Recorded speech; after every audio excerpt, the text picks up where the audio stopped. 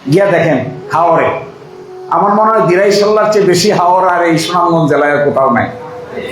অন্তত 10-12টা হাওর এখনই তার মাঝখানটা পানির নিচে তলিয়ে গেছে।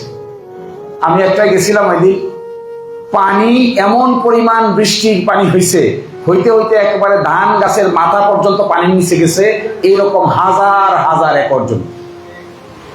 তো আমি ফোন দিলাম কৃষি অফিসারে যে কি করেন, তো বলে যে স্যার কি করব, নদীতে পানি বেড়ে গেছে, যদি হাওরের পানি ছাড়তে যাই তাহলে হাওরের পানি বাইর হবে না, বরঞ্চ নদীর পানি আর হাওরে উল্টা ডুববে, তখন কি করণীয়? কয় স্যার আমাদের আর কোনো বুদ্ধি জানা নেই। কেন হয়েছে এরকম? অপরিকল্পিত পিআইসির বাদ দিয়ে হাওর গুলোকে এমন দুর্বিষহভাবে আবহাওয়া বিনষ্ট করেছেন, এইখান থেকে সুনির্দিষ্টভাবে পলিসি চেঞ্জ না করলে শুধুমাত্র বাদ দিয়ে হাওর রক্ষা করা যাবে না। আপনি গিয়া দেখেন, অল্প বৃষ্টি হলেই সব খাল বিল নদী পানিতে ভরে যায়। এর মানে পানি ধারণ করার ক্ষমতা নাই, পানি যেতে পারে না। কোথায় যাবে?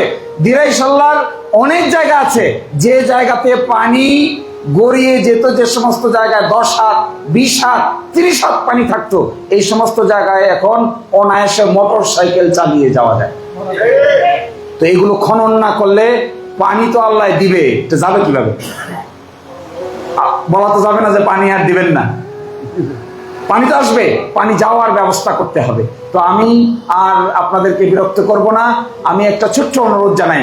আমার মনে হয় এইখানে আমরা যারা আছি, নির্বাচন করেছি, বিভিন্ন আসনে নির্বাচন করেছি, কিন্তু বিজয়ী হতে পারি নাই। আমাদের দায়িত্ব হলো প্রশাসনকে বাধ্য করা, যত ধরনের সরকারি বরাদ্দ, যত ধরনের সরকারি টাকা, যত ধরনের সরকারি রাস্তাঘাট, যত ধরনের সরকারি নীতিমালা আছে, সব তথ্য জনগণের সামনে এমন করে উপস্থাপন করা যেন কেউ চাইলেও ফাঁকি দিতে না পারে।